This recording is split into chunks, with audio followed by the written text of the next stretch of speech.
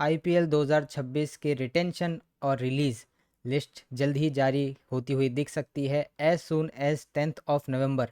ऐसी कुछ रिपोर्ट्स की माने तो ये डेट फिक्स करी गई है बीसीसीआई के द्वारा कि सभी टीम्स को अपनी रिटेंशन और रिलीज लिस्ट जो है वो देनी पड़ेगी बीसीसीआई को, और हम सभी फैंस को पता चल जाएगा कि कौन से प्लेयर हमारे रिटेन हुए हैं कौन से नहीं हुए। अगर स्पेसिफिकली आरसीबी की बात की जाए तो काफ़ी सॉर्टेड टीम लगती है, लेकिन कुछ प्लेयर्स हैं जहाँ पे ये दुविधा बनी होगी कि हम इसको रिटेन करें या नहीं करें। और इसी वीडियो में हम बात करने वाले दो ऐसे प्लेयर्स की, जेकब बेथेल और लैम लिविंगस्टन।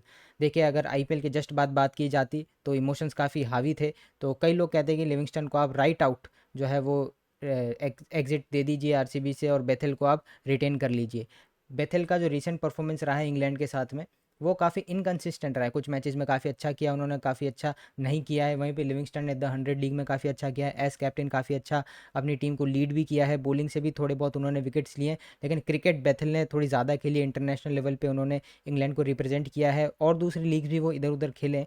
तो आज कंपेयर करेंगे कि अगर इन दोनों में से किसी एक को रिटेन या रिलीज़ करना पड़े तो आरसीबी किसको कर सकती है। और मैं इंटरनेट पे देख रहा था, वहीं से मेरे दिमाग में टॉपिक आया जहाँ पे कई सारे आरसीबी फैन कहते हैं कि बेथेल अभी तैयार नहीं है आईपीएल लेवल के लिए।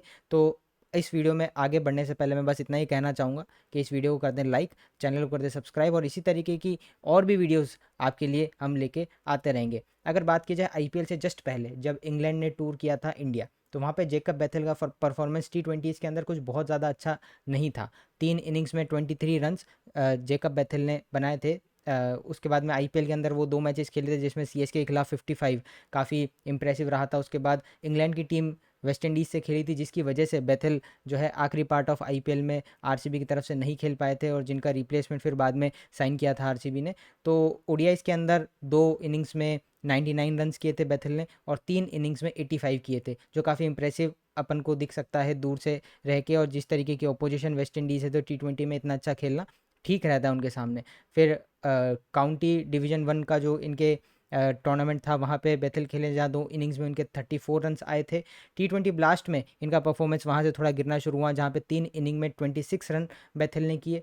टेस्ट सीरीज इंडिया के खिलाफ खेले, द 100 में इनके 8 इनिंग्स में 122 रन थे। तो यहाँ पे एक बहुत बड़ा जंक्चर आया था, जहाँ पे 8 इनिंग्स के अंदर सिर्फ 2 इनिंग्स आप ऐसे कह सकते हो जो थोड़ी बेथेल लेवल की थी, उसके अलावा बाकी सारी इनिंग्स में फ्लॉप हुए थे। वहीं दूसरी तरफ लिविंगस्टन जो है वो काफ़ी अच्छा कर रहे थे।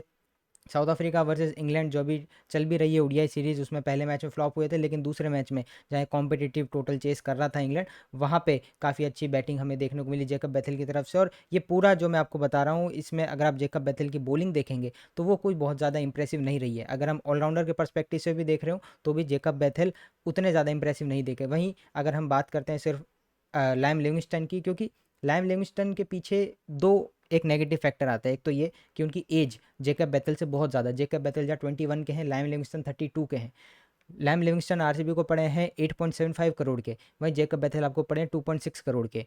तो फ्यूचर जो है जेकब बेथेल की तरफ ज़्यादा बताया जाता है। लेकिन अगर बात करें प्रेजेंट की, क्योंकि इस साइकिल की अगर बात करेंगे तो लिविंगस्टन 34 के होंगे जब 2027 का आईपीएल खत्म होगा, तो कोई ऐसा बहुत बड़ा एज नहीं हो जाता टी20 में, खासतौर से प्लेयर के लिए। तो अगर मैं बात करूँ द 100 की, तो लैम लिविंगस्टन ने वहाँ पे बहुत ही बढ़िया प्रदर्शन करते हुए 8 इनिंग्स में 40 की एवरेज से 241 रन किए, तो स्ट्राइक रेट भी 155 का था। और अगर इनकी मैं बॉलिंग की भी बात करूँ तो 7 मैचेस में 7 विकेट इनके थे, वो भी सिर्फ 7.3 की इकोनॉमी से। टी20 ब्लास्ट में अगर मैं बात करूं तो 3 इनिंग में 4 विकेट लिए थे, और 8 इनिंग्स में 40 की एवरेज से 241 रन्स 100 में करने के बाद उन्होंने टी20 ब्लास्ट में 5 इनिंग्स में 36 की एवरेज से 146 रन किए थे।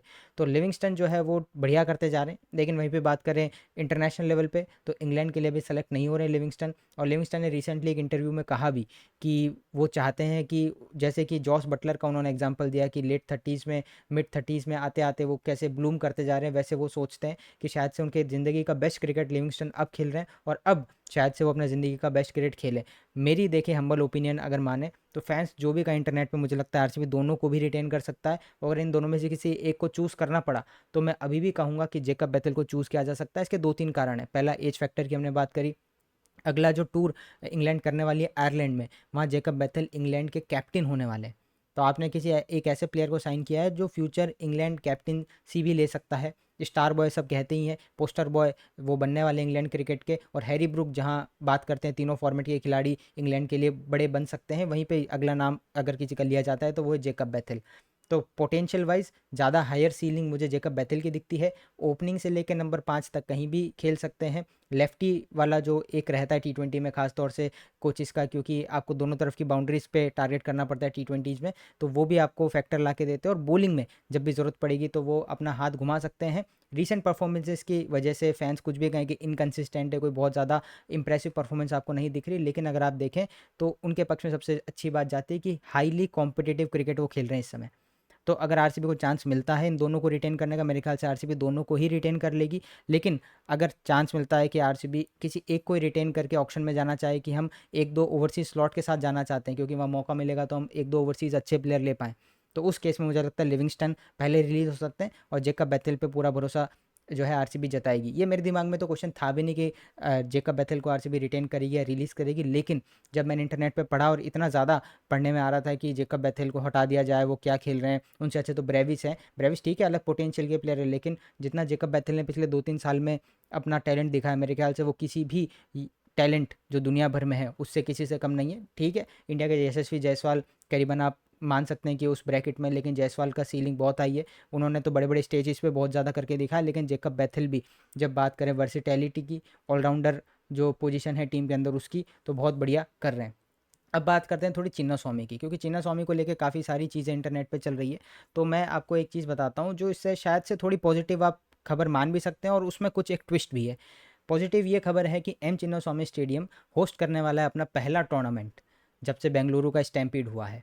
और इससे पहले खबर आई थी कि स्टैम्पीड के बाद जो भी वर्ल्ड कप के मैचेस, वुमेंस वर्ल्ड कप के मैचेस बेंगलुरु में होने थे वो शिफ्ट कर दिए गए, इंक्लूडिंग जो प्लेऑफ के मैचेस होने थे और जो टूर्नामेंट का ओपनर होना था वो भी। के थिम्मापिया मेमोरियल ट्रॉफी, ये एक red ball pre season tournament होता है जहाँ पे 16 टीम्स खेलने आएगी और केएससीए को इसकी होस्टिंग दी गई थी और केएससीए ने चिन्नास्वामी में इसको होस्ट करने का फैसला किया है। अब मैं कह रहा था उतना भी पॉजिटिव ये खबर इसलिए नहीं है क्योंकि इस टूर्नामेंट के दौरान फैंस को अलाउ नहीं किया जाएगा, यानी कि अभी भी ये है कि आप चिन्नास्वामी मैचेस कराइए, कोई दिक्कत नहीं है, लेकिन पब्लिक गैदरिंग नहीं हो सकती। तो इसलिए जैसे जैसे टाइम नज़दीक जा रहा है मुझे लग रहा है कि अगले साल आरसीबी आईपीएल चिन्नास्वामी पे नहीं खेल पाएगी और ये सबसे बड़ी दिक्कत की बात हो सकती है। मुंबई, विदर्भा, मध्य प्रदेश, हिमाचल, छत्तीसगढ़ और भी बाकी सारी टीम्स इस टूर्नामेंट में पार्टिसिपेट करी और बड़े प्लेयर्स के नाम में अगर आपको बताना चाहूँ तो रहाणे, हनुमा विहारी, वेंकटेश अय्यर, विजय शंकर, शशांक सिंह, इस तरीके के प्लेयर्स आपको क्वालिटी वाले इस टूर्नामेंट में देखने को मिलने वाले हैं। लेकिन फैंस वो नहीं इसको देख पाएंगे क्योंकि अभी अलाउड नहीं है कि पब्लिक गैदरिंग किसी भी तरीके की चिन्नास्वामी में हो पाए। फ्यूचर में क्या होगा वो नहीं पता, लेकिन अभी जो इश्यूज थे स्टैम्पीड के टाइम पे, जो गवर्नमेंट की क्लियरेंसेस और आपका जो बिजली विभाग से भी पंगा चल रहा था केएससीए का, वो अभी तक सुलझा नहीं है। तो वो इश्यूज वहीं के वहीं है, जब तक वो सॉर्ट आउट नहीं होते तब तक कोई भी मैच ऑडियंस के साथ में चिन्नास्वामी पे होना पॉसिबल नहीं लग रहा है। और एक और अगर अपडेट की बात करें तो धीरे धीरे अब वापस से आरसीबी का सोशल मीडिया एक्टिव होते जा रहा है। उन्होंने सभी प्लेयर्स के, कोचिस के, लोकल प्लेयर्स के कुछ जो थॉट्स हैं, जो उनके मैसेजेस हैं वो डालने शुरू किए हैं। तो अगर मैं आपको थोड़े बहुत दिखाना चाहूँ तो Virat Kohli, Rajat Patidar, Mo Bobat, Andy Flower, Jitesh, DK, Krunal और लोकल बॉयज़ मयंक और देवदत्त, इनके इस तरीके के बयान आए हैं। तो आप ये अपनी स्क्रीन पे पॉज कर करके देख सकते हैं और हालांकि आपने सभी ने सोशल मीडिया पे देख लिया होगा। इन सभी चीज़ों में, सभी मैसेजेस में दो चीज़ जो है वो काफ़ी कॉमन है, जहाँ पे ये बताया जा रहा है कि जो फैंस का सपोर्ट हमेशा से मिलता है वो अनवेवरिंग है, कोई भी कंडीशंस फैंस नहीं रखते, हमेशा सपोर्ट करने आते हैं। और दूसरी बात जो ये ज़रूर कही है और ये कहनी भी चाहिए थी और एक्नॉलेज करना सबसे बड़ी बात है कि 4 तारीख को जब सभी ने सोचा था कि इतना बड़ा हाई जब आरसीबी ने देख लिया है कि हम पहली अपनी ट्रॉफी जीत गए, सब कुछ एकदम सही जा रहा है, और जब सेलिब्रेट करने का टाइम आया तो किसी ने भी उम्मीद नहीं करी थी कि इस तरीके का हादसा होगा। तो मेरे को सबसे अच्छी चीज़ आरसीबी की तरफ से ये लग रही है इस समय कि वो इस चीज़ को एक्नॉलेज कर रहे हैं, हाँ ये हुआ है, उस पर मिट्टी नहीं डाली जा रही है और सभी फैंस के तरफ सपोर्ट दिखाया जा रहा है।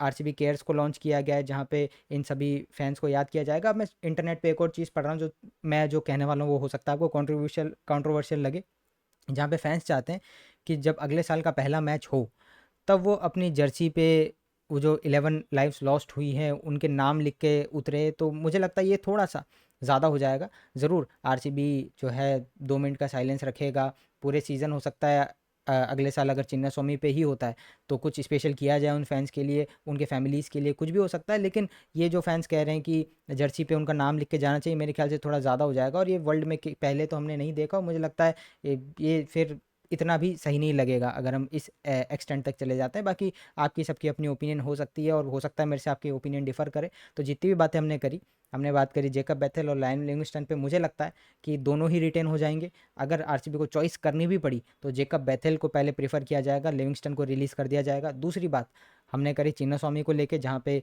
Pre season red ball tournament होने वाला है, जहाँ पे जो जो खिलाड़ी आने वाले हैं किस तरीके से अभी भी चिन्नास्वामी के इश्यूज़ हैं। और तीसरी बात जो हमने करी, जो आरसीबी का सोशल मीडिया पे वापसी हो रही है और जो फैंस का कहना है, तो इन सब पे आपकी जो भी ओपिनियन हो, मेरे से मिलती हो नहीं मिलती हो, आपकी अलग ओपिनियन हो, कमेंट सेक्शन आपके लिए खुला है, डिस्कशन हम वहाँ करते रहेंगे। तो कमेंट ज़रूर करिए। मिलते हैं आपसे अगली वीडियो में किसी और अपडेट के साथ।